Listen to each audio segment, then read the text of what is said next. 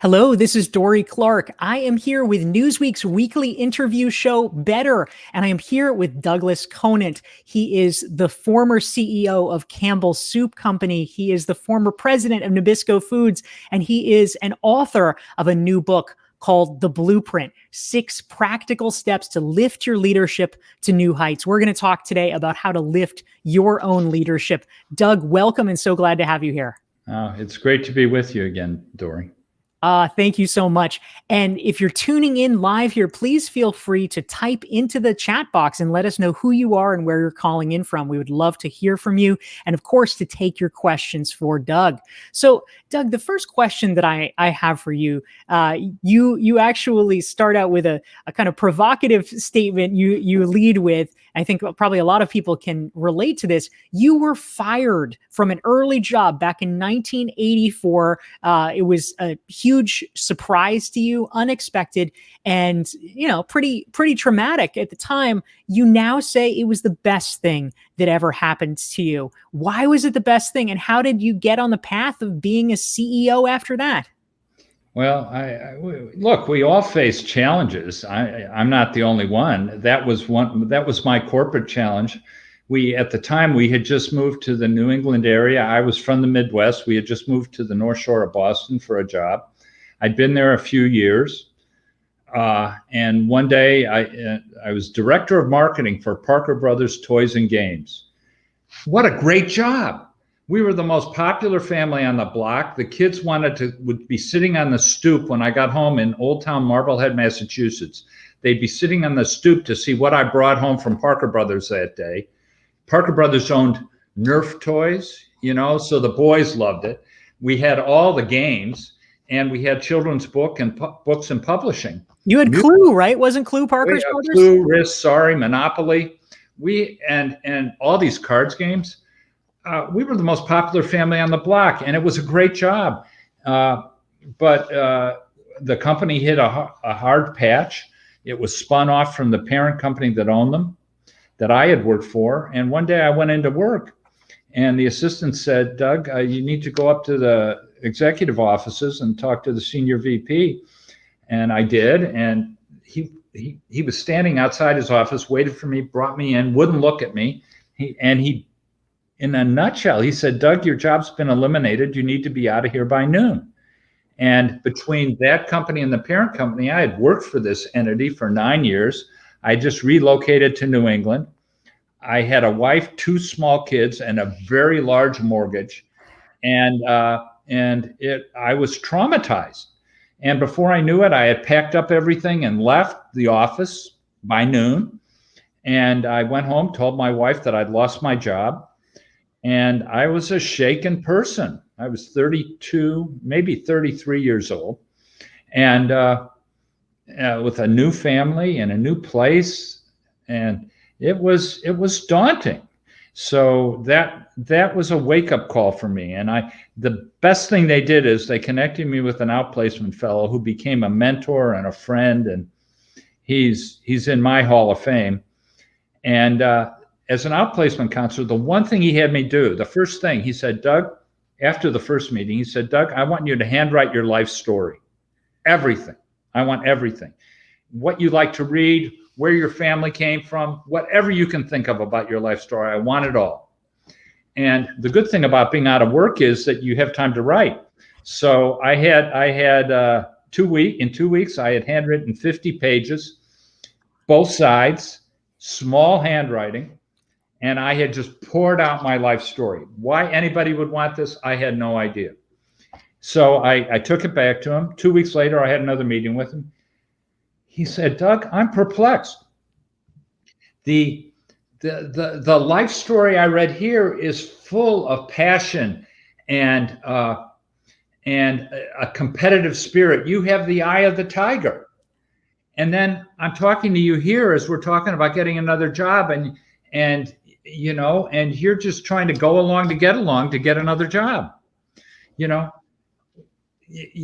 person you're presenting and the person you are showing me in what you've written are 2 completely different people. And he challenged me to be the person that I communicated with on the paper with the people that I was working with. I had been brought up that you had a siloed view of the world, right, Dorie? I had my personal life and I had my professional life, and they were siloed. And what I discovered was I needed to bring my full life to my work life. I needed to be a fully integrated human being. I need to be walking inside my story. And ultimately, that led me to a belief that your life story is your leadership story. And that's what the blueprint is all about. It's about leveraging your life story and all the stuff you've learned and carry with you to this day to help you be a better leader with the people with whom you live and work today. You know, all the people that I've encountered, every leader, we could go down this road, but we don't have time now. But everybody has a story about someone close to them that had a profound influence on them. Everybody does. And you talk to them and you say, well, did they have high standards for you? Did they have high expectations? And everybody said, yeah, they did. Well, did they care deeply about you? Well, yeah, they did. And did they hold you accountable for, lifting yourself up? Well, yeah, they did. And then I'll say, and they had the most profound influence on you and your life. And they say, yeah, they did. And then you say, well, you know what great leadership looks like. You've just described it. All I'm really asking you to do is be more like those people in your life with the people with whom you live and work. You know what this looks like. You can do this. You just have to translate it from your life into behaviors that work in your work life or your personal life. You know what this looks like. You don't have to go to Harvard to get an MBA. You don't have to read 1,000 leadership books, just one, mine. And you can do this. And so it all started when I wrote that 50-page, two-sided on lined paper life story for Neil McKenna back in 1984. That's a fantastic experience to relate. Thank you so much, Doug. We're here with Douglas Conant. He's the author of the new book, The Blueprint. And we want to say hi to some of the great folks who are tuning in from around the world. We have a LinkedIn user joining us from New York. We have Veronica from New Jersey, Yasmina from Paris. Hi, Yasmina. Jayarams from Singapore, Takeshi from Tokyo, David from Indianapolis. We have Elen, we have Jojo from San Jose, and more. We're so glad to have all of you. Please feel free to type your questions for Doug Conant into the chat box because we'd love to hear from you. And in the meantime, Doug, I am curious, in your new book, The Blueprint, which folks can learn more about that at conantleadership.com/blueprint. In your time since you were the CEO of Campbell Soup, you have founded a leadership company, Conant Leadership.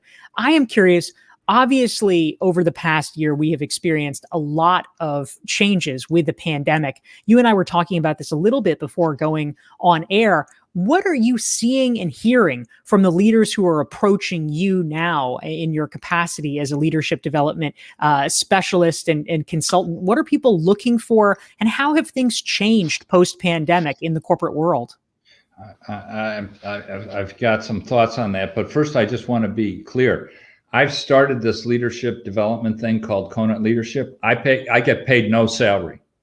I do no consulting. I write, I teach. We charge for a few things just to cover our overhead. Typically, we make a little, and then we give it all away. So I get none from any of this work. I've been doing it now for 10 years. So I'm in this for all the right reasons, just trying to help. And so that's just level setting. Yes, excellent point. I'm energized by what's happened. Sort of like I was energized by what happened to me when I lost my job. When faced with daunting circumstances, I find, by and large, people rise to the challenge. Leaders today are more acknowledging of and more ready to evolve in terms of creating great places to work for associates than ever before, because they've seen what it's like when it's not great. And you almost have to experience that loss And we've all experienced it. You almost have to experience that loss to really appreciate it, and then to say, we've got to get back to that. And in fact, we can do better. So what I love the conversations today are, how can we do better? It's not how can we do better on the bottom line. It's how can we do better with our culture? How can we help build a better world while we build our culture and while we do better on the bottom line? So there's a conversation here that is so healthy. It's not easy. It's not easy. And it's going to take a while to sort through all the ramifications of what's happened over the last year and a half. But, Stephen Covey had a great line. He said, Doug, you can't talk your way out of something you behaved your way into. You got to behave your way out of it. And all of our large organizations, I don't care if they're for-profit, not-for-profit, or government, all of those large organizations have behaved their way into some bad practices that are inadequate. And we all have to behave our way out. But it starts with the notion of having intention to behave your way out. And what I'm telling you is, I am beyond a shadow of a doubt, there is greater intention now than any time in my career. So that's what I hear. Now, they say, well, what do we do? Well, and I don't have the easy answer in a granular way, but as I was sharing with you offline, I'm telling you, the one thing you have to do as a leader, you have to care, and you have to tangibly show you care, because the people that have felt disenfranchised by this whole remote work process and all the moving pieces and the shifting sands, they're feeling disconnected emotionally as well as physically. As a leader, you've got to get connected with them. If you don't care about them and they don't believe that, they will not care about your agenda. Full stop. That's it. So you have to step up on the caring dimension. You've got to build the EQ muscle in your organization to a place where people, beyond the shadow of a doubt, know that the organization has their back and wants to make this work. And by the way, that's a cheap date. Showing you care is a cheap date. And it's not about sending people off to get training and development. It's to actually care about them and be available to them and be authentic in that availability. I know in this case, when I'm talking to you, I'm preaching to the choir on this front, but to me, it's a blinding glimpse of the obvious that somehow some people want to look at, well, yeah, but how do we do this remote balance? How do we do the Google thing? And we pick a percent here and a percent there, and then we're going to move it around and we're going to go hybrid here and hybrid there. Bottom line, first thing you got to do is everybody has to know you care, and that you're going to find a way to make it work both in-house and when you work remotely, and that you're going to get on a journey that's going to be winning for everyone. If you can't get on that journey wholeheartedly for everyone, I'm telling you, you lose. That's it. That makes perfect sense and is incredibly useful. Doug, thank you very much. And we want to just, we're getting some great folks chiming in with praise here. We have one of our viewers saying, Doug, thanks for being an example of extraordinary leadership. Métis says, Doug and Dorie, a great job with a great purpose. We so need this right now. So I think your message is really resonating. Again, we're here with Douglas Conant. He's the author of the book, The Blueprint, and he's also the former CEO of Campbell's Soup Company, the former president of Nabisco Foods. So he has walked in the trenches. Please feel free to type your questions or comments into the chat box. And if you'd like to learn more about Doug's book and get yourself a copy, go to conantleadership.com/blueprint. And if you want to make sure you never miss one of our weekly Newsweek shows, it's every Thursday at noon Eastern, 9 Pacific. Go to DorieClark.com. You can sign up for my email list, get a free self-assessment, and you will be notified about these upcoming gatherings. So, Doug, a question that I'm curious about, because you have been a leader yourself, you have been a major corporate CEO, you probably understand better than most that leadership at high levels can be, frankly, a really lonely job. if there are leaders out there, whether it's of large companies or smaller entrepreneurial firms that are just feeling overwhelmed right now, they're feeling burned out. Whether it's the pandemic or all of the stressors economically and otherwise of the past year, what is your advice for leaders that are just struggling right now? Well,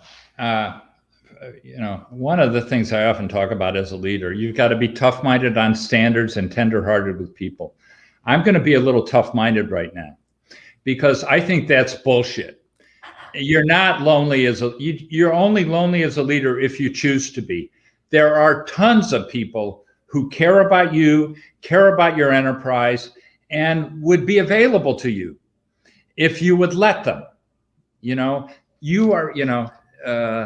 Again, Stephen Covey used to talk about between the stimulus and the response, there is a space. And in that space is the power of choice. You have the ability to choose your responsibility to everything that comes at you. And this is one of those things. You can build a network of people, and you know this. You can build a network of people who you can go to at any time and ruminate on issues and really get surround sound on decisions. So you, as a leader, the first thing I think you need to do is realize I'm making a choice here to do this by myself. And am I surprised that I'm lonely? No, I made the choice. If they want to talk to somebody, they should call you or call me. We'll talk to them. I mean, it's silly. There's a beautiful, and there's a way to be much more eloquent than this, and I'm not that eloquent. But Maya Angelou has a great video. If anybody Googles "Rainbow in My Clouds" from Maya Angelou, she will describe to you how she was never alone in any endeavor, because she had what I call an entourage with her all the time of people that had informed her throughout her life. And when she would say, when I go out on stage, I just say, okay, come on, everybody. You're coming with me. I'm going out there. Or when I'm directing a movie, come on, here we go. She never felt alone. And as a leader, you don't need to feel alone. So the first thing I say is build a network. And build a network. Start with one person. Make it 2. Make it 4. All of a sudden, you have a network of people to talk to. And the time to do it is before you need it. If you're trying to do it in the middle of the pandemic, it does get hard. But if you had a network of 4 or 5 people, and I know you do and I do, I have people I can talk to about anything at any time. And it's not because I'm a CEO. It's because they've known me for a long time. We've talked about issues, and they can hit the ground running and contribute and help me really process stuff real time. So a little tough love here, build a network. Find everybody has one person they respect who would talk to them. And you'd be shocked. I remember Bill George, former chairman, CEO of Medtronic, professor at Harvard Business School. I was talking to Bill about something, and he said, you should talk to Warren Bennis about this. And I said, well, I don't know Warren. Do you think he'd talk to me? He said, just call him. So I called Warren, and he talked to me. And he ended up writing the foreword for our first book.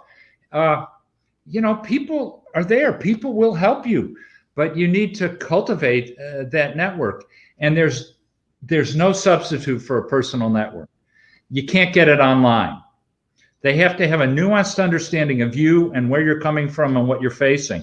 And they need to sort of know that along the way so that when you do hit the pandemic, you have someone to call. So that's my story, and I'm sticking to it. Build a network and get going.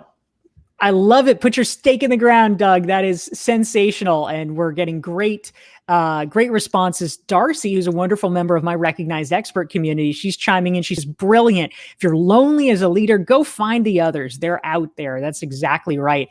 And folks are really resonating with some of your other messages. We have one LinkedIn user who says, care is the fundamental ingredient for innovation or creativity. That's fantastic. So Doug, a question came in from another great friend and member of our Recognized Expert community. His name is Marion, and Marion wants to know, what recommendations do you have for a board of directors that's currently hiring a new CEO to evaluate the caring quotient? How do you actually tell if a leader is or is going to be a caring person? Well, I think you have to do your homework. We're talking at a very high level here, right? I mean, we can't solve, well, we could probably solve most of the world's problems in a half hour, just you and me. But anyway, I think there are three things you got to really have: IQ, EQ, and FQ, and from 30,000 feet. You got to have the ability. You got to be smart and got to be able to process information. You have to be able to manage nuanced relationships brilliantly. And you also have to know your discipline or function: general management, finance, whatever or if you're a leadership expert or coaching leadership, academic, you've got to be brilliant in your discipline as well. I think this caring quotient, I always look for evidence. I look for the evidence of, and personally, I look for employee engagement. And I look for examples of teams that have accomplished extraordinary things and stayed together over time and have evidenced high levels of employee engagement. It's not about how sensitive you are at a high level. It's about how sensitive you are to the human condition and how that allows you to show up authentically with your entire workforce. The people that don't see you every day and that you're not talking to in the other corner office down the hall. It's you've got to have a connection with the common person that has been evidenced in prior work experiences. And I think there's no substitute for deeply understanding prior work experiences. I will tell you one other thing. The best executive search person I ever worked with, he actually was involved in KKR's hiring of me over 20 years ago. The first thing he does when he's recruiting, he interviews you. He interviews your life story. You know, we talked about that at the beginning.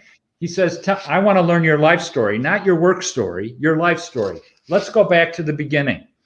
How many are in your family? What's your ordinal position? Did you have a job growing up? Did you have a pet? Who was responsible for taking care of the pet? And what did you play in the marching band, or did you play sports? And he gets a full understanding of a person's life story, and then he lays that as the foundation. Then he overlays your work story on top of it, and he gets a view of you as a human being. And I'm telling you, if you do that work up front, you will find the people that care. They're pretty hard to miss. And I think you've got to be, as a board, you've got to be doing a Wayne Gretzky, stealing a Wayne Gretzky ism. You've got to be skating to where the puck is going. And right now, the caring organization is the organization that's going to win. If they don't have a CEO that's inviting brilliant employee engagement, you're at risk. So this is a high priority. Yes, absolutely. That makes a lot of sense, Doug. Thank you. We're here with Douglas Conant. He's the author of the leadership book, The Blueprint. And if you'd like to learn more about the book or pick up a copy, go to conantleadership.com/blueprint. And if you want to make sure you never miss one of our weekly Newsweek interview shows, you can follow me on LinkedIn, DorieClark.com/LinkedIn, and you will receive updates about our upcoming episodes, including next week, our interview with Kevin Roos, New York Times reporter and author of the book, Future Proof. So, Doug, we had a question come in from one of our listeners, a LinkedIn user, who mentions there are different kinds of leadership programs aimed at women. What's your view about this? And is there a particular type of leadership linked to women? You know, are the qualifications in terms of what people really need as a leader the same for men or women, or are there some differences that we need to be aware of? Well, this is a hard one because, and Dorie, you know this, in my office, I probably have 1,000 leadership books between this and the hallway outside. And there are some important things you need to have. There are prerequisites to be an effective leader: IQ, EQ, FQ, and then there are 100 different traits of leaders, and they all apply. They all apply. So there is this.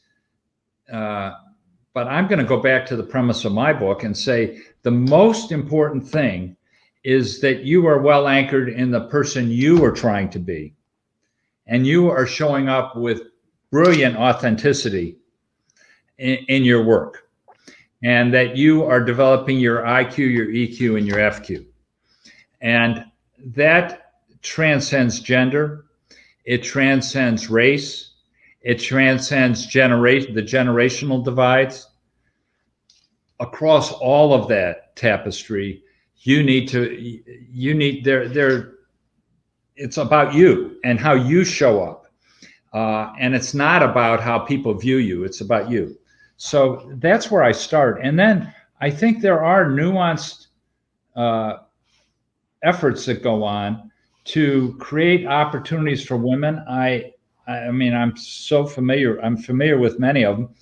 The organization I've been most connected to has been Catalyst in New York.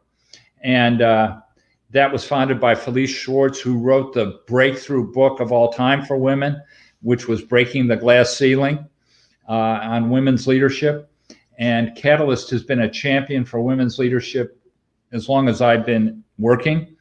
And so I continue to give back to that group. I do think helping women is the solution. I mean, the women who have paved the way, like the first woman who was CEO of Campbell Soup Company, Denise Morrison, who took my job, and now she's paying it forward. And we talked a minute ago about how if you're feeling lonely on this subject, you better go find friends. Even if you're an introvert. I think you'd be amazed. Well, you wouldn't be, but your audience may be amazed that women are anxious to help women. And so I would say where I would start would be build your own personal network of people that connect with you and know you, and also connect in the direction to which you aspire to move, and leverage those relationships to help you find ways to show up that sort of honor who you are and help you move in the direction you want to move. I once wrote a speech when I was 1,000 years ago at the time, the CEO of Kraft. And my theme was staying close to home will take you a long way. And I think for any leader, women leaders, any diverse leaders, staying close to home will take you a long way. Get really well anchored with a support group who understand you and who understand the direction in which you want to head, and work with them to evolve your leadership profile. This notion of building a network, quite frankly, with all the virtual tools and everything we have, to me, that's still the most important thing you can do to advance your leadership.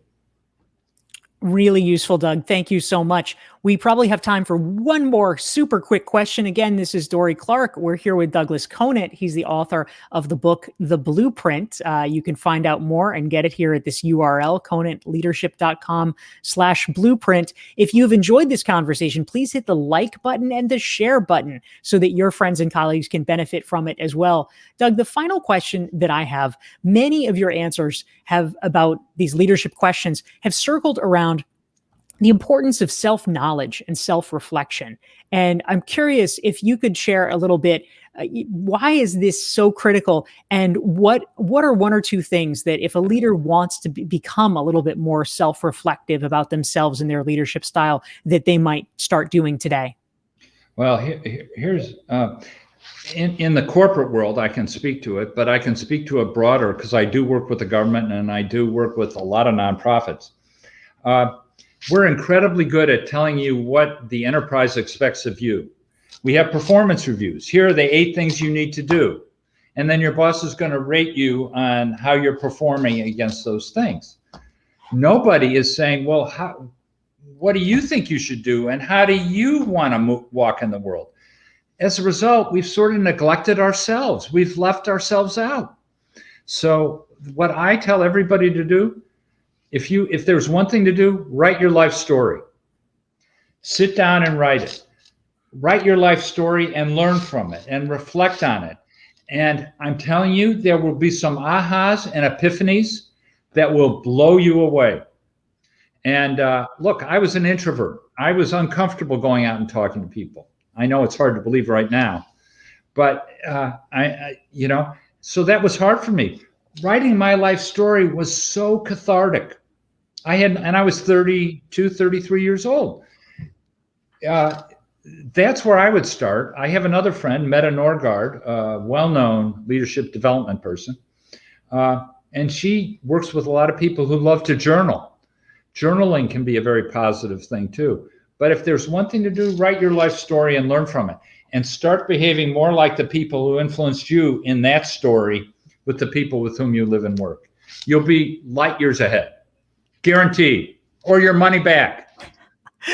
That's wonderful. Douglas Conant, thank you so much for taking the time to join us here on the Newsweek Better Show. Thank you everyone for tuning in, and we'll see you next week.